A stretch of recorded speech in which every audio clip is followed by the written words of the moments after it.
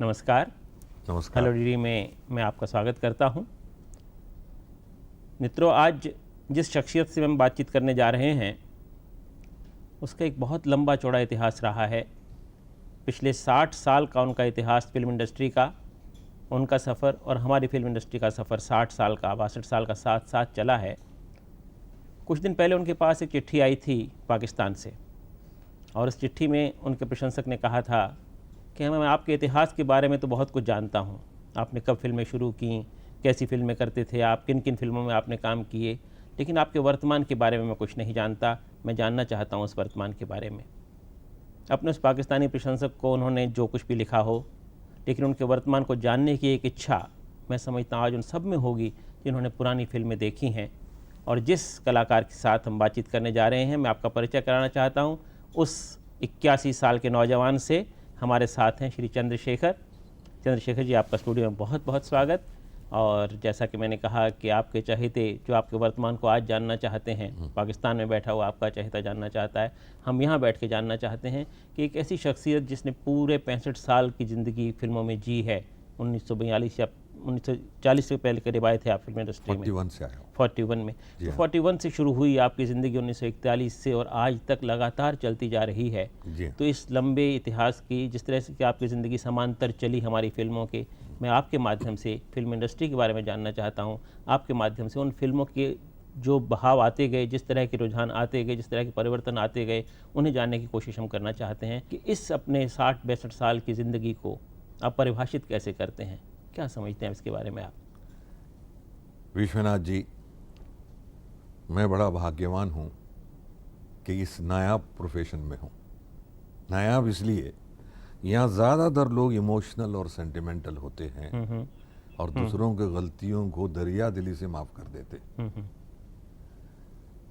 वरना मैं हैदराबाद से 41 में निकला, पूरी मूर्खता अज्ञानता के साथ पढ़ाई वगैरह छोड़कर 1-2 साल तक सड़कों पे घूमता रहा। किसी ने स्टूडियो में घुसने ही नहीं दिया। एक दिन साहब एक सड़क पे मिल गए, क्यों भाई हीरो बनना चाहते हो? तो मैंने कहा जी नेकी और पूछ पूछ। सीधा हीरो बनाने की बात। हाँ, आइए, ले जाके बिठा दिया एक्स्ट्रा में। जो एक एक्स्ट्रा से शुरू हुई थी, मैं एक्स्ट्रा की बात करना चाहता था। 1941 में आपको एक आदमी सड़क से उठा कर ले गया और ये कह करके ले गया कि चलिए मैं आपको हीरो बनाता हूँ, और आपको एक्स्ट्रा बना दिया। कैसा लगा आपको? सब अंदर से जज्बा था कुछ करने का। उस वक्त ठीक तो नहीं लगा, लेकिन पता चला कि वो एक्स्ट्रा के काम के 1.5 रुपया रोज मिलता है। 1.5 रुपया। और अगर दोपहर से पहले काम खत्म हो जाए तो 12 आने मिलते हैं। तो 2-4 दिन काम तो किया। उसके बाद लोगों ने कहा आप अच्छे खासे हैं, आप डिसेंट एक्स्ट्रा हो जाइए। अच्छा। तो साहब 10-15 दिन के बाद डिसेंट एक्स्ट्रा हो गए। तो उसके 8 रुपये मिलते थे और काम करते रहे, बहुत काम कर, दिन रात काम होता था। क्योंकि लोग ऐसे होते थे वहाँ बेचारे, उनकी शक्ल सूरत देखी नहीं जा सकती, इतने हालात उनके ख़राब होते थे। क्योंकि मैं सिटी कॉलेज का अला हुआ था, वहाँ से आया था, शायद कपड़े लत्ते भी शायद उनसे बेहतर थे। उस हालात के बारे में आपसे बात करूंगा, लेकिन इस समय उत्तर प्रदेश में रामपुर में एक सज्जन आपसे बात करना चाहते हैं। टेलीफोन पर हैं विनीत मलिक। विनीत, बोलिए, क्या पूछना चाहते हैं आप चंद्रशेखर जी से? हेलो। हाँ विनीत जी। नमस्कार जी। नमस्कार साहब। हेलो चंद्रशेखर जी, नमस्ते। नमस्ते जी। हाँ बोलिए विनीत जी। आपकी जो सबसे पसंदीदा फिल्म है उसका नाम बताइए।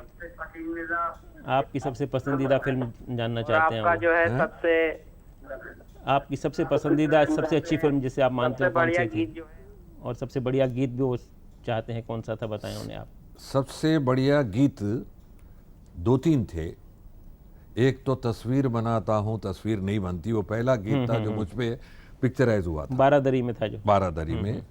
उसके बाद काली टोपी लाल रुमाल के गीत थे, वो काली टोपी वाले तेरा नाम तो बता जा, और लागी चूटे ना, और चाचा चा में एक चंबेली के मंडवे तले, और सुबह ना आई शाम ना आई जिस दिन तेरी याद ना आई, आंसू तक सब रहन हो गए आरती तक नीलाम हो गई। ये नीरज साहब का गाना था उसमें। उसी में। और एक दूसरा भी गाना था, वो हम न थे वो तुम न थे, वो रह गुजरती प्यार की लुटी जहाँ पे बेवजह पाल की बहार की, वो भी नीरज साहब का गाना था। तो इस तरह कई गाने हैं। तो आपको सबसे पसंदीदा फिल्म वो जानना चाह रहे थे, कौन सी फिल्म आपको सबसे अच्छी लगती है अपनी? ढेरों ऐसा फिल्में करना आपकी, तो मुश्किल सैकड़ों। है। पहली फिल्म शांताराम जी की इतने बड़े उनकी थी जिससे मेरा काम शुरू हुआ, सुरंग। उसका काम अच्छा था। और कई फिल्मों में होता रहा काम अच्छे में, लेकिन कैरेक्टर रोल का काम जो था, एक फिल्म बनी थी अय्याश, वो नहीं चली, मिस्टर शक्ति सामंता की। अच्छा। उसमें बुड्ढा लेके 80 साल से लेके 30-35 साल की उम्र का किया था, वो मुझे बहुत अच्छा आपको लगा, बहुत पसंद थी। बहुत अच्छा लगा था। अच्छा, आप बात कर रहे थे, हम लोग कैरेक्टर जब शुरू में आपने रोल किया, एक्स्ट्रा का रोल आपको मिला, जी हाँ। और उस समय की बात आप बता रहे थे कि बाकी लोगों के हालात देख के आपको बड़ा कष्ट होता था। वो ज़िंदगी कैसी थी, ज़रा उसके बारे में कुछ बताएंगे कि आज से 60 वो साल जिंदगी पहले? लोगों की बहुत खराब थी। एक दिन ऐसा हो गया कि मार पीट हुई, लोग छुरे उरे चलते रहे। हमने वहाँ, भाई साहब बहुत कमाने लग गए, हमारे हिसाब से बहुत पॉपुलर हो गए थे हम, क्योंकि अलग नज़र आते थे लोगों से। तो पता चला है कि शालीमार पूना में भर्ती हो रही है स्टूडियो में, WZ अहमद साहब के यहाँ। ये 45 की बात है। अच्छा। तो हमने कहा कि चलो वहाँ चलते हैं। वहाँ गए तो किसी ने गेट पे पूछा कि सो आप भर्ती होने आए? तो मैंने कहा। वो ले जाके मिस्टर नजम नकवी के सामने बिठा दिए। पृथ्वीराज संयुक्ता पिक्चर बन रही थी। अच्छा। हाँ, पृथ्वीराज जी का यूथ पीरियड। अरे उन्होंने देख के पहचान लिया नजम साहब ने। अरे शेखर तुम कैसे आए? तो काम भाई हमारे यहाँ तो सब पूरा हो गया। मैंने कोई बात नहीं। मैं बाहर आ गया तो फिर उन्होंने बुला लिया अंदर। एक मेरे साथ और दोस्त थे, बुला लिया। बुलाने के बाद ऐसा, देखो भाई हम तो रखेंगे आपको, लेकिन 60 रुपए देंगे। 60 रुपये महीना? हाँ। अच्छा। तो मैंने कहा जी ठीक है। भाई ये कैसे होगा, वहाँ तो 400-500 रुपये कमाते हो। मैंने कहा नजम साहब वो तो करियर नहीं है ना, वरना किसी दिन अस्पताल में पड़ा होऊंगा मार खा के, या किसी को मार के जेल चला जाऊंगा। तो ये करियर होता है। अच्छा, फिर पहले पता मैंने तुमको वापस क्यों बुलाया? यहाँ पता कौन बैठे थी यहाँ पर? मैंने जी देखा नहीं, कोई लेडी बैठी थी, वो शमशाद भाई थी। अच्छा। सिंगर। तो हमने उससे पहले हनुमान प्रसाद जी के गाने में कोरस में गाया था। अच्छा, उन लोगों को ध्यान था उसका? हाँ। तो कोरस में गाया था, तो 36 रुपए में रिहर्सल में पूरा गाना हो जाता था। गाते भी थे? हाँ, गाते नहीं, कोरस में गा लिया। तो कहने लगे नहीं, उन्होंने ये कहा ये लड़का बड़ा शाइस्ता, बड़ा अच्छा है, तालीम याफ्ता है लड़का। तो उन्होंने कहा, तो मैं बाहर जाके देखा तो जा चुकी थी। मतलब सिफारिश हुई आपकी? तो सिफारिश जरूरी लगती थी वहाँ पर उस जमाने में? सिफारिश नहीं है, मतलब एक आपके बारे में कहने वाला को। हालांकि देखिए मैं जानता ना, वो इतनी बड़ी सिंगर थी उस वक्त, हमारे पता भी नहीं था ना उनको। अच्छा। हम बात नहीं मिली, ऐसा होता है। और 60 साल से, लेकिन वो 60 रुपए में फायदा ये हुआ साहब, जोश मलियाबादी साहब, अख्तर अली मान साहब, किशन चंद साहब, भरत व्यास जी, और ये सब लोग वहाँ थे। अच्छा, इनकी बात मैं करूंगा आपसे, लेकिन इससे पहले आपकी बात कर लूँ मैं। कि मैं आपकी बातचीत आपके पुराने दोस्त से करवाना चाहता हूँ। उनका नाम है असदुल्ला साहब। कुछ याद आ रहा है आपको? हाँ, असदुल्ला साहब बर्लिन से आए हैं और वो आपसे बातचीत करना चाहते हैं। असदुल्ला साहब बोलिए, आप अपने मित्र से बात करिए, क्या बात करना चाहते हैं आप? हेलो, मुझे लगता है टेलीफोन में है। वो है यहीं पर। हाँ असदुल्ला साहब बोलिए। नहीं कुछ। हेलो, चलो थोड़ी देर बाद फिर हम बात करेंगे। हम वतनी हैदराबादी हैं। अच्छा, हैदराबादी हैं, बर्लिन रहते हैं, तो बड़े मन से आपसे कुछ बात करना चाहते थे। चलिए टेलीफोन फिर आएगा, फिर बातचीत करेंगे। तो आप बता रहे थे कि आपकी सैलरी बन गई 60 रुपये 70 रुपये महीना हो गया आपको? 60 रुपये। और उसके बाद आपको लगा कि अब ये जिंदगी थोड़ी रहने लायक है? नहीं, फिर उसमें अलग नजर आते थे। पंडित भरत व्यास जी वहाँ थे, वो एक फिल्म बना रहे थे रंगीला राजस्थान। उसमें भारत भूषण साहब को हीरो लिया था, मुझे साइड हीरो लिया। अच्छा। और फिर उन्होंने मुझसे कहा मेरे साथ असिस्ट भी करो। अच्छा। डायरेक्शन में तो असिस्ट वगैरह करते रहे। फिर उस बीच में हिंदुस्तान का बंटवारा हो गया, सब लोग छोड़ के चले गए। मिस्टर WZ अहमद भी चले गए, सब चले गए। हम लोग फिर बर्बाद होके बम्बई वापस आ गए। पूना से बम्बई वापस आए। आके DD चाल दादर मेनाई गांव में 14 वर्कर मिल में काम करने, उनके यहाँ 3 रुपए दे के सब इतने जगह में जगह बना के सोते थे। और वहाँ डालडा के डिब्बे लटकाए रखते थे दरवाजे के पीछे। अच्छा। बाथरूम जाने के लिए। वैसी बाथरूम में आप क्यों लगा के रखें? बाथरूम का दरवाजा आधा लटका हुआ होता था ना, हैंगिंग डोर जिसको कहते हैं। और नल 2-3 नल होते थे, लेडीज उसमें बर्तन घिसते तो आपके टांगों के पीछे से पानी जाता था। वो जिंदगी अपनी तरह की थी। और मैं समझता हूँ कि बहुत सारे लोगों की जिंदगी आई वहाँ से होती है। लेकिन वो प्यार उन लोगों का जो मिला था ना, और वो लोग जब मेरे हालात अच्छे हो गए, मेरे लड़के की सालगिरह मनाते जब आए थे, तमाम लोग बड़े बड़े कोल्हापुर के साफे पर हमजा शेखर साहब भाई, हमजा शेखर, ये जो हमजा शेखर साहब, जो आमचा शेखर साहब वाला जो आपका स्वरूप है, ये मुझे लगता है अपनी जगह है और फिल्मों से अलावा हट करके भी है, क्योंकि फिल्मी दुनिया के बाहर भी आपने बहुत कुछ काम किया है। पहले थोड़ी सी फिल्मी दुनिया की बात कर लें कि करीब 30-35 फिल्मों में आप एज हीरो आए थे। जी हाँ, जी हाँ। सबसे पहली फिल्म एज हीरो कौन सी थी आपकी? सुरंग। पीछे से शुरू होता हूँ। एक दिन कमरे में पड़ा हुआ था, सब लोग मिल में गए थे, मेरे एक दोस्त थे मिस्टर एस के प्रेम, अब नहीं रहे वो कहने चलो शेखर जरा दीवान शरद साहब से मिलते शांताराम जी के। तो मैंने ज़बरदस्ती भूखा हुआ था, मैं पकड़ के ले गए। तो वो मिलने गए दीवान शरद साहब से, वेटिंग वाले रूम में मैं बैठा हुआ था। एक पतले से आदमी आए, आके कहने लगे आप अन्ना साहब से मिलना चाहते हैं? अन्ना साहब मिलते शांताराम जी। तो मैंने गैर इरादे तरीके से कहा हाँ जी। वो ले जाके केशवराव दाते साहब के सामने बिठा दिया। ही वॉज कमांडिंग, वहाँ के चीफ थे। अब वो आदमी मैं जानता नहीं जो लेके गया, वो कहने साहब ये एक्टर देखिए, ये अगर जब बोलता है तो कैमरा शर्मा जाता है, साउंड घबरा जाता है, पता नहीं मेरे बारे में बोलना शुरू कर दिया। अच्छा, आप अन्ना साहब से मिलने गए थे ना? हाँ, मगर अभी भी एक अन्ना और हैं टेलीफोन पर, पहले उनसे बात करवा दूँ आपकी। पुणे से अन्ना बोलना पूछना चाहते हैं कुछ। अन्ना आप पूछिए पहले। Hello hello. पूना से फ़ोन कर रहे थे वो, मुझे लगता है कहीं कुछ। हेलो पुणे, अन्ना बोल रहे हैं आप?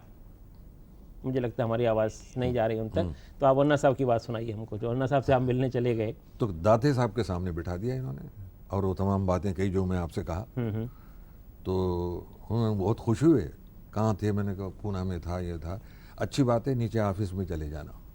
तो लोग ऑफिस में होता ना, एड्रेस लिख लेते हैं सबका जो आते हैं। तो वो जाके मैंने वहाँ पूछा तो उन्होंने कहा कि आप एड्रेस क्या है? तो मैं अपने तंज में कहा था ताजमहल होटल में रहता हूँ। अच्छा, ऐसे ही। तो अच्छा ये कमरा ऐसा करना, फलाने तारीख को आके एग्रीमेंट साइन करना। मैंने कहा आर यू श्योर? तो मेरा असली पता लिख लो। कहाँ रहता हूँ, असली पता ही पता लग जाए। पता लिख लो। तो 1 महीने के बाद आना चाहिए। अच्छा। फिर मैं, मेरे पुराने दोस्त शालीमार के भारत भूषण, हम यार तुमने वहाँ से नौकरी छोड़ के आए, फिर गुलामी में फंस गए, फिर कैसा होगा, कह रहे कैसे बनेगा, बड़ा सोचते रहे। लेकिन काम क्या, तनख्वाह 115 रुपये थी साहब। मतलब 40 से 115 तो बहुत होती है। 115 हुई। और एक दिन उससे काम किसी और से नहीं हो रहा था, मेरे कैरेक्टर के अलावा दूसरा काम, उसका नाम अपना देश था। अच्छा। हिंदी और तमिल बन रही थी फिल्म वो। हाँ, तो वो मेरा एक शॉट बहुत अच्छा हो गया। वो खुश हो के उन्होंने, मेरा ख्याल है 75 रुपये तनख्वाह थी, 115 सैलरी कर दी उन्होंने मेरी। अच्छा। हाँ, केशवराव साहब बड़े खुश। फिर हमने सब छोड़ वोट के, जब उस ज़माने में ममनून किशन वगैरह हम साथ थे, सुबह कार्ड पंच के अंदर जाइए, काम हो या ना हो, फिर शाम को घंटी बजे तो बाहर वापस आ जाइए। तो साहब इस तरह चलता रहा। तो मैंने कहा यार क्या होगा ऐसा, तो मनमोहन बाहर गए। फिर 40s में ट्रेड यूनियन मूवमेंट की बात शुरू हुई। 58 में जाके एसोसिएशन फॉर्म हुई। आज वो एसोसिएशन है, दूसरे ट्रेड यूनियन की तरह नहीं है, मालिक और मजदूरों में ब्रिज है, इनको लड़ने देते। इस ब्रिज की बात हम करेंगे। उससे पहले मुंबई से परमानंद ठाकुर कुछ पूछना चाहते हैं आपसे। परमानंद बोलिए, क्या सवाल है आपका? नमस्ते सर जी। नमस्ते जी। सर मैं इसलिए बात करना चाहता हूँ। हाँ हेलो। हाँ बोलिए। हेलो। हाँ जी। हेलो। हाँ जी। हाँ सर, हम इसलिए कहना चाहते हैं, हाँ जो इसका जो है, ये जो फिल्म बनाते हैं, हाँ तो फिल्म जो है इस प्रकार से जो एक्टिंग, जो भी महिला या क्षेत्र में जो भी लड़का हीरो हीरोइन करते हैं, हाँ। इस प्रकार से जो है, हाँ। तो उसका क्यों गलत दिखाया गया? गलत क्यों दिखाया जाता है ऐसा? ओपन मतलब ऐसा इस प्रकार से, जैसे हाफ चड्डी में या इस उनको प्रकार से फिल्मों में अश्लीलता की बात कुछ करना चाहते हैं वो, कि जिस तरह से बढ़ती जा रही है, हाँ। तो इससे उनको थोड़ी सी शिकायत है। आप क्या कहना चाहते हैं? मुझे पता नहीं आपकी उम्र क्या है, मेरी तो 81वां साल चल रहा है। हेलो। हाँ सुन लिया आप? आपकी उम्र क्या है मुझे पता नहीं है, लेकिन मेरी उम्र 81वां साल चल रहा है। ये नई जनरेशन और हम में इतना फर्क तो है। ये हमारे मैथोलॉजी में भी आपने देखा होगा, कपड़े बड़े कुछ ऐसे ही पहनते थे। मैं ये नहीं चाहता कि ऐसे कपड़े पहना जाए, लेकिन आज की जनरेशन अगर ऐसा नहीं हो तो पसंद नहीं करती। अच्छी फिल्में कहते हैं, जिसको कहते हैं लोग बनाते हैं, उनको आप ही देखने नहीं जाते। श्रृंगार रस तो है, हर चीज को जब तक डेकोरेट करके पेश नहीं किया जाए कैसे चलेगा। अच्छी मैं नहीं, मेरी उम्र के हिसाब से तो ठीक नहीं है, लेकिन आज की जनरेशन के अगर आप बैठ के सोचे तो पता चलेगा कि क्या हो सकता है। तो सिनेमा जो है इसको आप अभिव्यक्ति का माध्यम मानते हैं, मनोरंजन का माध्यम मानते हैं, तो उसमें उनकी बात देखी जाएगी जो आज की जनरेशन देखना चाहती है, या जो उसे देखना चाहिए? कुछ ऐसी बात भी आपके दिमाग में कभी आती है? सब आती है। बड़ा योगदान है फिल्म इंडस्ट्री का। सारे देश में अपने देश की भाषा हिंदी को इतना पॉपुलर इसने किया। गवर्नमेंट मानती, नेहरू भी कहती थी हमने, गवर्नमेंट ने इतना नहीं किया जितने फिल्मों ने इसको पॉपुलर किया। और उसके अलावा संगीत जो थी राजा महाराजाओं के दरबार में होता था, फिल्म इंडस्ट्री से वहां से निकाल के हर कॉमन आदमी के पास पहुंचा दिया। पहले जमाने में बड़े बड़े संगीतकार होते थे, सारी जिंदगी बेचारे गंगा के तीर यमुना के तीर दरबारों में गया करते थे। आज उसको पोइट्री मिलाकर उसके अंदर ऐसा पेश किया है, एक से एक एंगल उसमें पेश करते हैं। और जैसे परमान जी को शिकायत थी कि आज जो फिल्में दिखाई जा रही हैं जिस तरह की, और जिस तरह की स्वच्छंदता हम फिल्मों में देख रहे हैं, जैसा वो कहना चाह रहे थे, उसमें आपको कुछ ऐसा लगता है कि आज से 50 साल पहले जिस तरह की फिल्में थीं और आज जिस तरह की फिल्में आ गई हैं, कुछ ऐसा परिवर्तन हुआ है जो समाज को उस दिशा में नहीं ले जा रहा जहाँ ले जाना चाहिए था? साहब ये बड़ा डिबेटेबल पॉइंट है, क्योंकि हम जब छोटे थे ब्लैक एंड व्हाइट पिक्चरों में हीरो हीरोइन को प्यार करता था, कैसा लगा तो खट्टा लगा, जो मीठा लगा, ऐसा हुआ करता था हिंदुस्तान। कोई ऐसी नई बात नहीं है ये।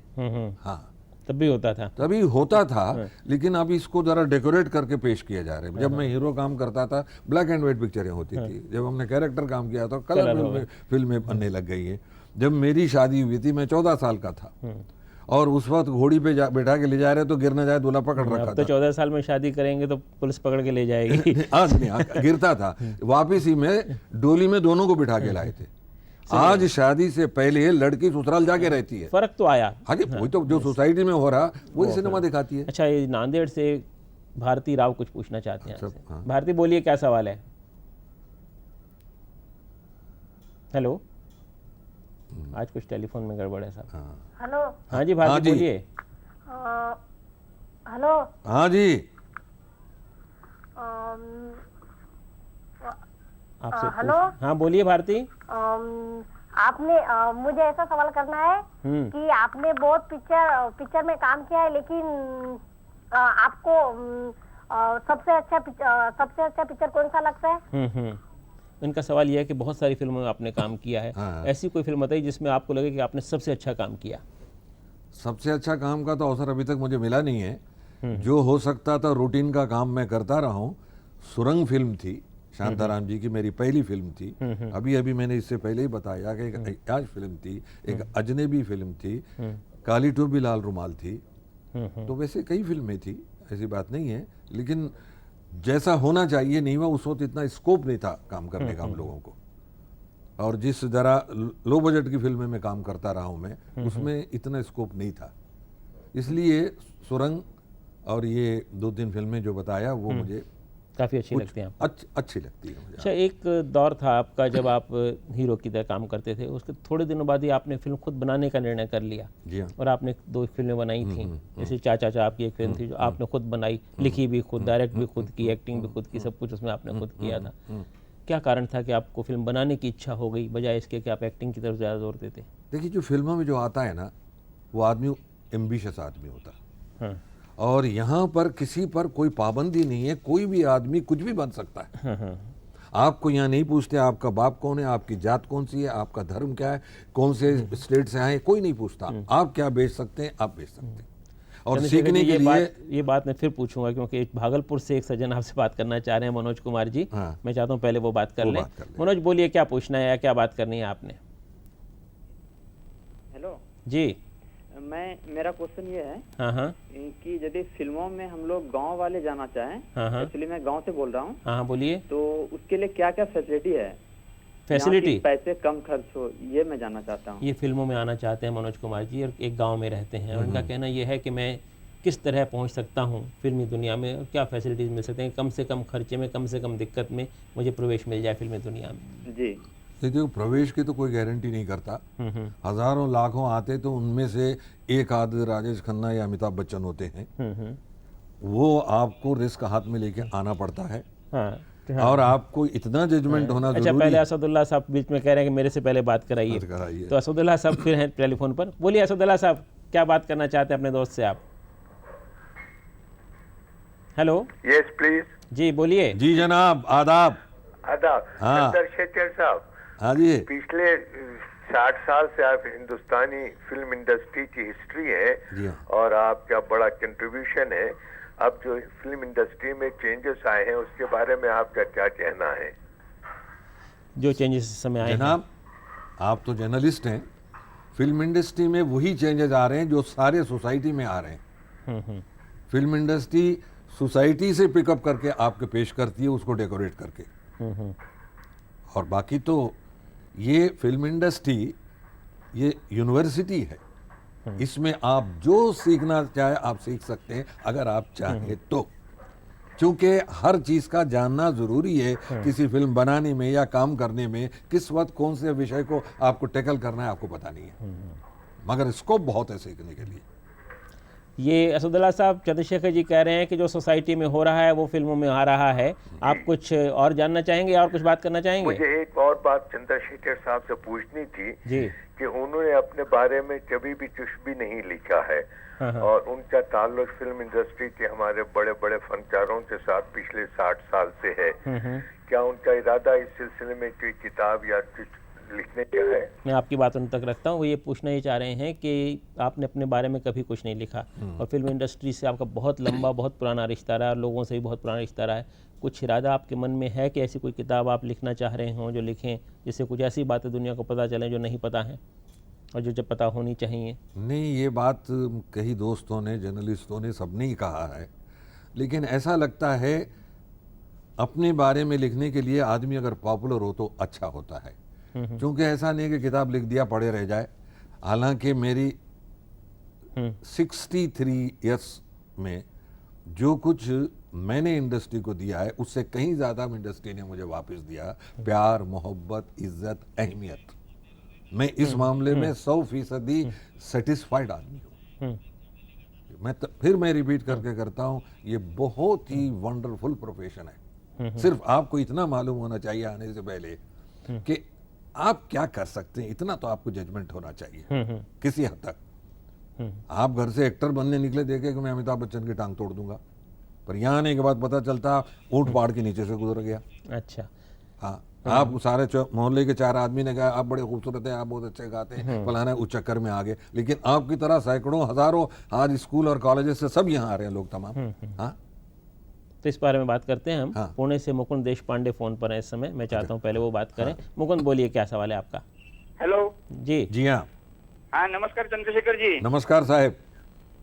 तुमचा मैं बहुत बड़ा फैन हूँ आपका. बचपन में कई स्टंट पिक्चर आपके देखे हैं. Thank you. अच्छा। आपका काली टोपी लाल रुमाल बहुत अच्छा लगा मुझे. पिक्चर बचपन में देखा था. जी। तो जी। उस जमाने में आपको वो फिल्म करते हुए कैसे लगा था? साहब बहुत अच्छा लगता है। लोग पीछे पीछे भागा करते थे। वो डांस वांस उस जमाने में सीखा। जहाँ जिस डांस फ्लोर पे जाता था लोग मेरे पीछे भागा करते थे। तो सबको अच्छा लगता। आज फिल्मों में आते क्यों हैं? शोहरत के लिए आते हैं। हम भी आए थे उस जमाने में, एंट्री की तकलीफ होती थी। आजकल पढ़े लिखे आ गए, इक्वल है। वरना मालिक के सामने हीरो हीरोइन की भी हिम्मत नहीं पड़ती थी खड़े रहने की। आज इतना बदल गया है कि मालिक स्टार के दरवाजा नाक नहीं कर सकता मेकअप रूम का, क्योंकि वो सेलेबल है। पहले वो सेलेबल थे। लेकिन इसकी बात तो हम करेंगे। इससे पहले संतोष तिवारी बैठे हैं पुणे से, हाँ। आपसे कुछ पूछना चाहते हैं। संतोष बोलिए, क्या सवाल है? अमरावती से, सॉरी। हेलो सर जी। जी हेलो। हाँ बोलिए। Hello sir. नमस्ते जी। आपने अशोक कुमार जी से लेकर जैसे अमिताभ जी है हाँ हाँ और अभी तक आपने तीनों एज में काम किया है बॉलीवुड का। हाँ, हाँ। बॉलीवुड में हाँ हाँ तो जो चेंजेस आ रहे हैं बॉलीवुड की पिक्चरों में, हाँ हाँ जैसे आपकी जो पिक्चरें थी हम सब पूरी फैमिली बैठ के साथ देख सकते थे, लेकिन आज के दिनों में एक साथ पूरी फैमिली के साथ बैठ के हम ऐसी पिक्चरें नहीं देख सकते। सेक्स, वॉयलेंस सब कुछ भरा हुआ है। मैं आपकी बात तो इसमें आपका इसके बारे में आप क्या कहना चाहते हैं? क्या समाज इनका में सवाल- नेगेटिव साइड नहीं दे रहा है सर? चंद्रशेखर जी, इनका सवाल यह है कि आपने अशोक कुमार जी से लेकर के और अमिताभ बच्चन तक फिल्म में काम किया और आपकी जो पुरानी फिल्में थी उन्हें ऐसा ये मानते हैं कि वो अपने परिवार के साथ बैठ के देख सकते थे, लेकिन आज जो फिल्में आ रही हैं उन्हें वो अपने परिवार के साथ बैठ कर देखने में दिक्कत महसूस करते हैं। तो उनका कहना है कि नेगेटिव जो चीज़ें आ रही हैं, हिंसा या सेक्स जिस तरह से दिखाया जा रहा है, उसके बारे में आपकी क्या कहना है? पहले भी ऐसी फिल्में बनती थी, पहले भी अच्छी फिल्में बुरी फिल्म बनती थी, आज भी अच्छी और बुरी फिल्में बनती हैं। आज भी बागबान बनता है, आज भी कोई मिल गया बनता है। ऐसी बात नहीं है, हर दफ़ा बनते हैं। आप कौन सी फिल्म देखना चाहते हैं आप पर डिपेंड करता है। जहाँ तक कि टीवी का ताल्लुक है, इतने चैनल है, आप अपनी मर्जी का सेलेक्ट कीजिए ना। गलत चीज़ क्यों देख रहे हैं आप? क्यों देखना चाहते हैं आप? अगर आप समझते हैं कोई चीज़ ठीक नहीं है, एजुकेशन में, हिस्ट्री में, मेडिकल में कोई ऐसा सब्जेक्ट नहीं है जो टीवी टैकल नहीं करता हो। सुबह के वक्त जो प्रवचन आते हैं वो हिंदू अभी आता है, क्रिश्चियनिटी पे भी होता है, हर रिलीजन पे आता है। आपने सारी बात दर्शक पर छोड़ दी कि ये उस पर निर्भर करता है कि वो क्या देखना चाहता है, वो देख ले, नहीं देखना चाहता मत देखे। इसके बारे में बात करूंगा मैं रोटी भी आपसे, मैं दर्शक का ही खाता हूँ, इसके बारे में बात करूंगा आपसे मैं। लेकिन इस समय मुंबई से रियाज कुछ पूछना चाह रहे हैं पहले आपसे। रियाज बोलिए, क्या सवाल है आपका? जनाब रियाज साहब।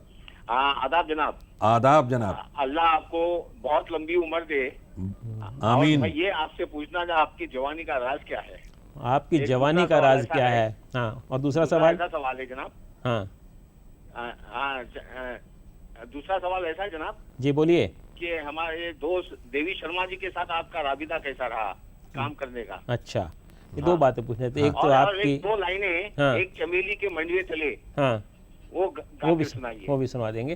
तो दो तीन बातें उन्होंने कही है। पहली तो ये कि 81 साल के इस जवान की जवानी का राज क्या है, वो ये जानना चाहते हैं। और दूसरा सवाल यह है कि देवी शंकर, क्या नाम था? देवी शर्मा जी। देवी शर्मा के बारे में कुछ बात आपसे जानना चाहते हैं कि उसके बारे में आपकी क्या राय है, तो क्या जवाब है आपका? साहब, अगर आप मुझे जवान समझते हैं तो शायद अच्छा, ये हाँ, सेल्फ डिसिप्लिन जो होता है, हाँ हाँ, दिनचर्या जिसको कहते हैं, आप क्या करते हैं, और ज़रा व्यायाम कर ले, खाने पीने में रख ले, अच्छा सोचे, बुरा किसी के बारे में ना सोचे, अच्छे काम करे, परोपकारों में काम करे, परोपकार करके उपकार मत जताएं, तो इससे शायद आपका चित्र बना रहता, सेहत मेंटल ठीक रहता है, ऐसा लगता है। उससे शरीर भी ठीक रहता है। हाँ, शरीर रहता है, आपका जो दिमाग है वही शरीर पर आएगा। हाँ? और देवी शर्मा तो मेरे बहुत पुराने दोस्त हैं। हाँ, बहुत पुराने, 6-7 फिल्में। हाँ, आपने उनके साथ 6-7 फिल्में की। साहब, देवी शर्मा साहब मेरे दोस्त थे, उनके भाई केवी लाल साहब वो फिल्म बनाते थे, उनकी एक जिंदगी के मेले फिल्म बनी थी, उसमें भी मैं हीरो था, बहुत चली थी वो फिल्म। तो एक दिन मेरे घर सवेरे आए, बहुत परेशान थे, शेखर बाबू एक मुझे मेरिट का टिकट दिलवा दीजिए। अच्छा, मैं बहाना चाहता हूँ। मैंने क्यों? कि लाल साहब ने मेरा बिस्तर बाहर रख दिया घर से। I have wasted 10 years of precious my life. तो मैंने कहा देवी बाबू एक बात सुनिए, अगर आपका 1 रुपया यहाँ गिर गया है तो मेरिन ड्राइव पे तो नहीं मिलेगा। सही बात है। तो आप ट्राई कीजिए। मैंने उनको किताब दी, पढ़िए, शायद मैं किसी को रिकमेंड करूंगा। दूसरे दिन आए, तीसरे दिन कहने लगे आप मुझे 2 पोस्ट डेटेड चेक दीजिए। अच्छा, क्यों? मैंने प्रोड्यूसर बनना चाहता हूँ। वाह। तो साहब प्रोड्यूसर बन गए वो। हाँ, बन गए। टैक्सी स्टैंड बनाई उन्होंने, उसमें मैं था। फिर उसके बाद काली टोपी लाल रुमाल बनाई। फिर उसके बाद किंग कॉन्ग बनाई। अगर आप कहे तो किंग कॉन्ग की एक बात बता दूं। हम जरूर, क्यों नहीं बताएंगे। किंग कॉन्ग में शेख मुख्तार साहब का बहुत नाम था, वो और मैं दोनों काम कर रहे थे। और उनके अलावा उन्होंने किसी वजह से देवी साहब से कह दिया कि मैं नहीं काम करूंगा। पिक्चर बेच चुके थे। अच्छा, एक तो काली टोपी चल रही थी और शेख मुख्तार साहब चलते थे। उनकी एक फिल्म में भी मैं हीरो काम कर रहा था तब। तो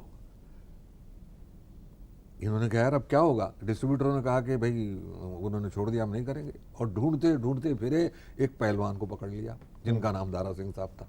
अच्छा, वो दारा सिंह साहब को ले आए तो डिस्ट्रीब्यूटरों ने नाक भौं चढ़ाई।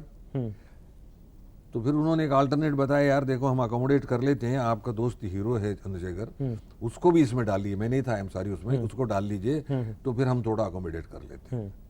साहब वो पिक्चर बनी, हिट हो गई। मुरारजी देसाई साहब ने एक टैक्स लगा दिया फिल्मों में, छोटी फिल्में सब मारे गई। उसमें मैं हीरो हुआ करता था। अब वो प्रोड्यूसर जिनकी फिल्मों में मैं काम कर रहा था, वो ये कहने लग गए दारा सिंह को गेस्ट आर्टिस्ट लाओ तो तब चलेगी। ऐसा तख्ता बदलता है, मैं कह रहा हूँ। ये तो दुनिया का दस्तूर है, इस तरह का पता नहीं चलता कब आदमी कुर्सी पर और कब कुर्सी आदमी पर है। प्यारी सी भावना को आपने बड़े प्यारे ढंग से हमारे सामने रखा। बड़ा प्यारा गीत था ये।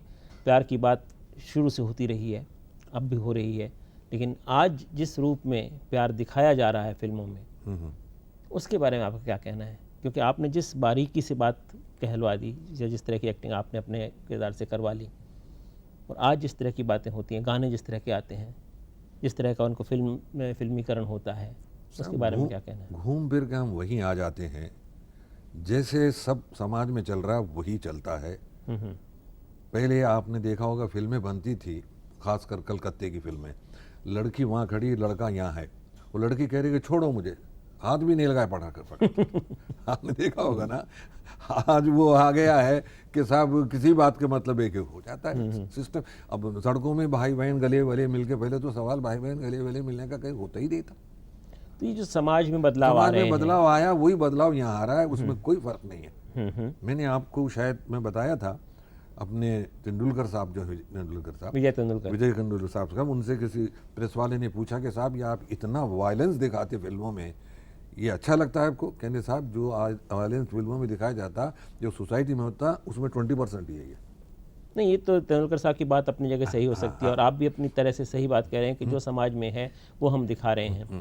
लेकिन क्या फिल्मों का दायित्व तो सिर्फ समाज का दर्पण बनना या मिरर बनना है कि जो समाज में वो दिखाएं, या कुछ ऐसा दिखाएं जो समाज को दिखाया जाना चाहिए? सब क्यों नहीं देखे, रामायण महाभारत सीरियल वगैरह जो बनाया आपने, अवेयरनेस आपके अंदर ले आई है, इसको तो आप हम काउंट कर ही नहीं रहे हैं। अच्छी अच्छी पोइट्री, अच्छी शायरी यहाँ पर आती है। हाँ, जो होता है, कोई अच्छा काम तो बहुत कर ही रही है, लेकिन आप पूरी तरफ ही आप ढूंढ रहे हैं, दूसरी सोसाइटी में नहीं हो रहा है। हमें अपनी नज़र पर संभालनी चाहिए। आप खुद आके देखिए ना, बड़े बड़े हमारे लीडर्स वगैरह क्या कर रहे हैं, हमारे इस वक्त राजनीति क्या चल रही है, इसके बारे में बात करता हूँ मैं आपसे। लेकिन प्रवीण नागपाल हरियाणा से कुछ पूछना चाहते हैं आपसे। प्रवीण, पहले आप पूछिए, क्या सवाल है आपका? हेलो हेलो जी हाँ, हेलो जी हाँ, हेलो, हाँ बोलिए।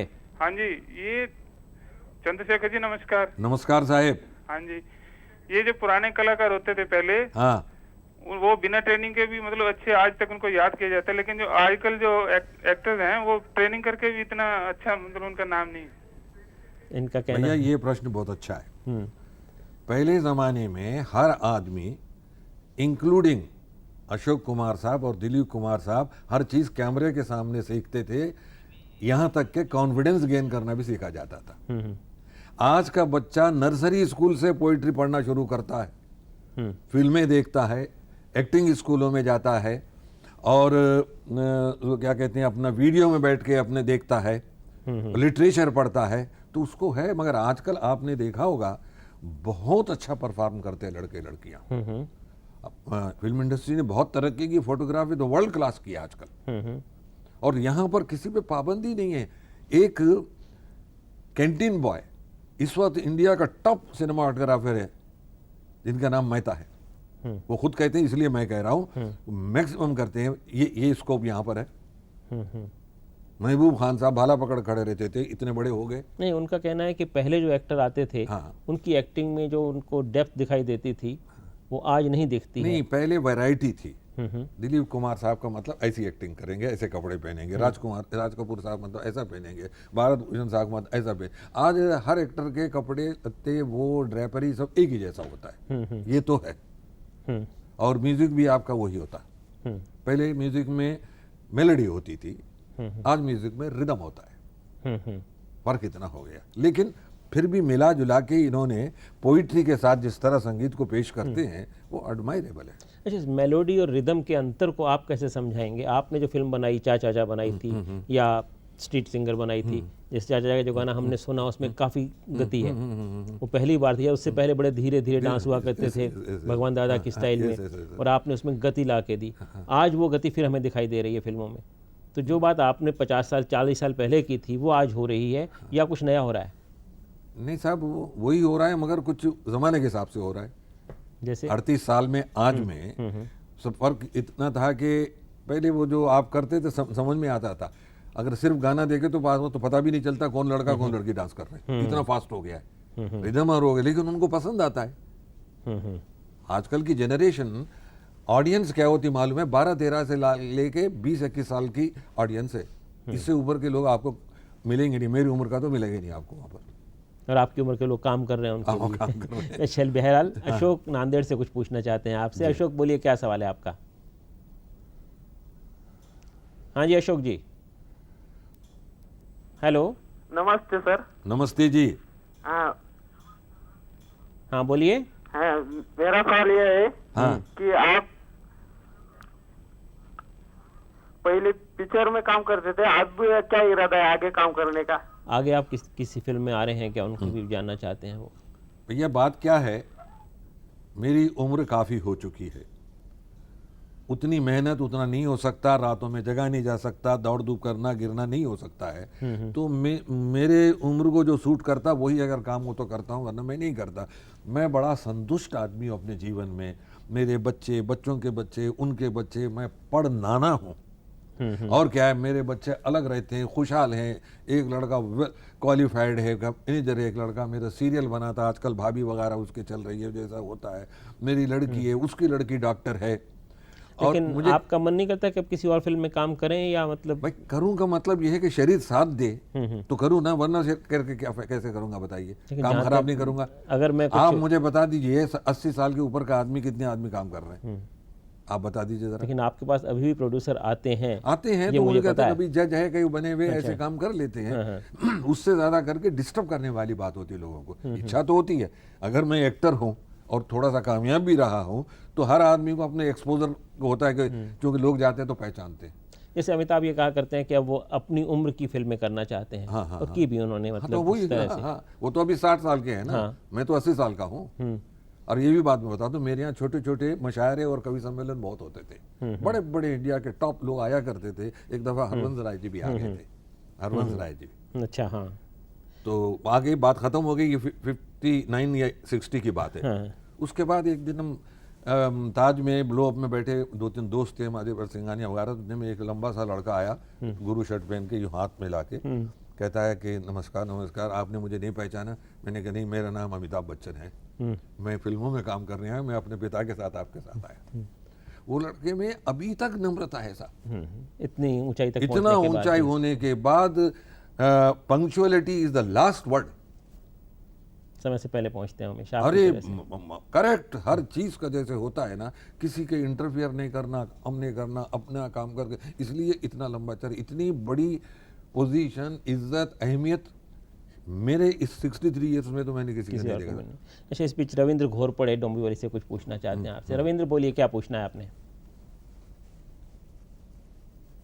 हेलो, नमस्कार चंद्रशेखर साहब जी। हाँ जी बोलिए। हाँ, मेरा सवाल यह है कि आपने कम से कम 61 साल फिल्मों में बिताए हैं, तो आपने कितने फिल्म का डायरेक्टर किया है या प्रोडक्शन किया है?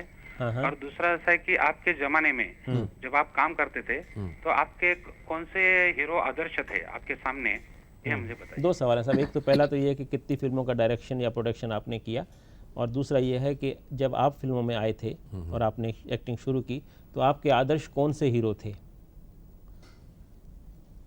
साहब मैं जब फिल्मों में आया तो शुरू में मोतीलाल और पृथ्वीराज जी आए थे। मैं ज़रा सिनेमेटिक वे में आपसे बात करना चाहता हूं कि जब हम आए थे तो पहली पीढ़ी के लोग, मास्टर विट्ठल, मारुतिराव पहलवान साहब, सुलोचना अय्यर, ये लोग जा रहे थे, हम उनकी पीठ देख रहे थे। और ये लोग आ चुके थे जिनका नाम हमने पृथ्वीराज जी वगैरह का हमने नाम लिया, मोतीलाल जी पहले आर्टिस्ट थे। मोतीलाल जी जो नेचुरल एक्टिंग लेके आए, वरना स्टेज एक्टिंग हुआ करती थी, जो जोर जोर से हाँ वो तो स्टेज वगैरह करके किया करती थी। इनके बाद ये आया है।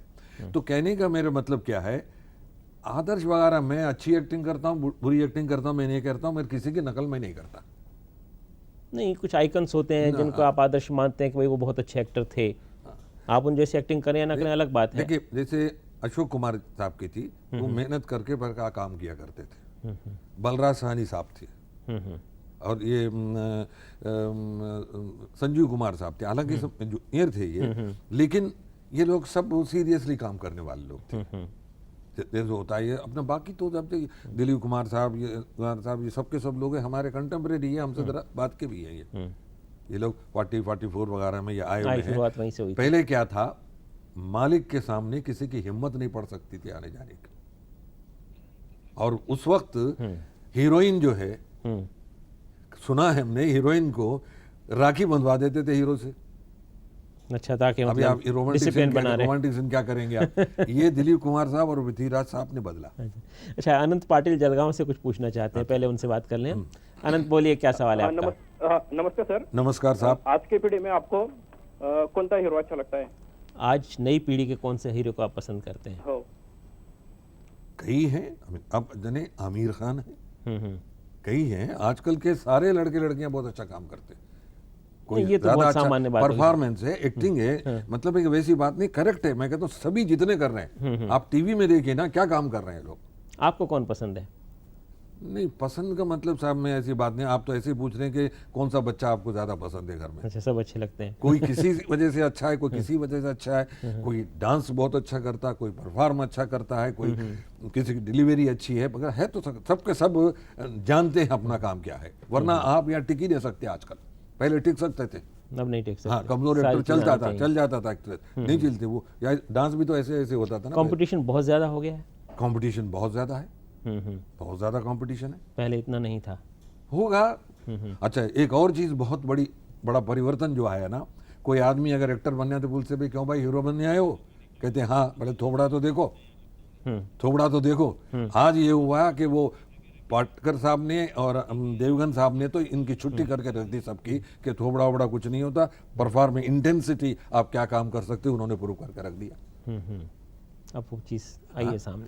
ये बात सही है कि पहले जो चेहरे देखे जाते थे, साहब कोई चेहरा अच्छा हो, परफॉर्म देखा आ जाएगा मंच पर, परफॉर्म देखा जाता है। अच्छा, ये तमाम बहुत बहुत तरक्की की बात है। लोग कहते साहब फिल्में लोगों को बिगाड़ते हैं। अरे कौन सी फिल्म में देख के रावण सीता को उठा के ले गए थे? या कौन सी ऐसी फिल्म थी जिसका इफेक्ट हुआ कौरवों ने अपनी भाभी को नंगा करने की कोशिश कर रहे थे? या वो कौन से क्राइम फिल्में थी जिनकी वजह से क्राइस्ट को अपना उस पर फांसी पे चढ़ा दिया था?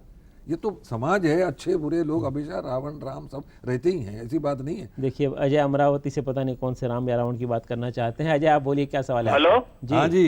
हेलो हाँ जी। चंद्रशेखर जी, नमस्ते। नमस्ते जी। हाँ, बोलिए बोलिए। मैं आपसे सवाल करना चाहता हूँ। कीजिए। मैं अमरावती से बोल रहा हूँ, अजय दारोकर। हाँ जी जी। अजय, हाँ बोलिए। तो मेरा सवाल है कि आप नई पीढ़ी के लिए क्या संदेश देना चाहते हो? अभी नई पीढ़ी के लिए क्या संदेश देना चाहते हैं आप? डिसिप्लिन होना चाहिए और अपने को जरूरत से ज्यादा समझदार नहीं समझना चाहिए। सबसे पहली बात यह है। दूसरे को छोटा, हाँ, डिसिप्लिन लाइफ में अगर हो, अगर बर्दाश्त का मादा हो तो किसी क्षेत्र में, इसी में नहीं, हर जगह। हाँ, आजकल क्या हो गया है ना, सर्विस ओरिएंटेड एजुकेशन जो हो गया है, ज्यादा पढ़ा लिखा आदमी नौकरी करेगा, कम पढ़ा लिखा आदमी कोई ना कोई धंधा करके जूता पॉलिश करते करते टाटा बाटा हो जाता है। मतलब पढ़ाई जो है वो पढ़ाई जरूरी है आपके जीवन में, लेकिन ओरिएंटन वही हो गया। एक बुढ़ा बुढ़ी कह रही मेरा लड़का अब 2 साल में ग्रेजुएट हो जाएगा, हमारा सब काम ठीक हो जाएगा, नौकरी मिल जाएगी। वो ये मिस्टर MC छागला ने भी यही कहा कि ये एजुकेशन सर्विस ओरिएंटेड जो होगा गड़बड़ हो गया। एक बड़ी अच्छी शेर था उनका, अकबर इलाहाबादी का, कि न पढ़ते तो 100 तरह खाते कमा कर, मारे गए हाय तालीम पाकर, न जंगल में रेवड़ चराने के काबिल, न बाजार में माल ढोने के काबिल। तो ये तो आज की संस्कृति, जो अब जो नई सभ्यता है, संस्कृति हमारे सामने है, उसमें एजुकेशन का जो स्वरूप है उसमें बदलाव तो आने चाहिए, क्योंकि वो सिर्फ नौकरी वाला, जैसा कि आप बता रहे हैं, ख़तरनाक हो जाता है। मैं एक बात और पूछना चाह रहा था आपसे कि आपकी फिल्मों में एक्टिंग या प्रोडक्शन या डायरेक्शन या संग जो भी आपने किए, उसके अलावा एक भूमिका और भी बहुत महत्वपूर्ण रही है, और वो लेबर मूवमेंट वाली है कि फिल्मों में, फिल्मकारों में और फिल्म निर्माताओं के बीच में एक पुल का काम आपने लगातार पिछले 50 सालों में किया है। तो ये जो दोहरी भूमिका थी, क्योंकि एक तरफ तो मालिक, तो वही कहना चाहिए जो प्रोड्यूसर है वो मालिक होते हैं फिल्मों में, जो पैसा देने वाला है, और दूसरी तरफ वो मजदूर हैं जो काम करते हैं, कलाकार हैं अलग तरह के, पर्दे के सामने भी और कैमरे के पीछे वाले भी। उन सब की लड़ाई को, उनको आपको जोड़ा कैसे आपने उनको?